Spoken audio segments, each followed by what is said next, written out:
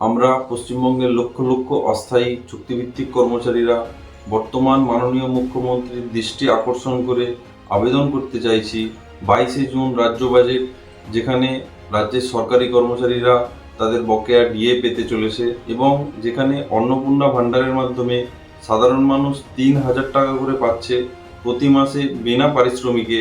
সেখানে পশ্চিমবঙ্গের অস্থায়ী চুক্তিভিত্তিক কর্মচারীরা যারা বছরের পর বছর সরকারি দপ্তরে নিষ্ঠার সঙ্গে কাজ করে চলেছি, আমাদের নির্দিষ্ট বেতন কাঠামো না হয়ে, আমাদের বেতন বৃদ্ধি না হয়ে আমরা বছরের পর বছর বঞ্চিত থাকাটাই কি আমাদের প্রাপ্য?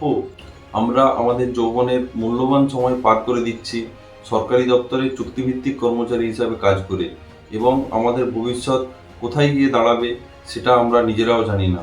আমাদের মধ্যে এমন চুক্তিভিত্তিক বা অস্থায়ী কর্মচারীও আছেন যারা অল্প বেতন পান, কিন্তু সেই অল্প বেতনটাও তারা 3 মাস, কেউ 4 মাস, কেউ 5 মাস, কেউ 6 মাস সেই বেতনটুকুও পায় না।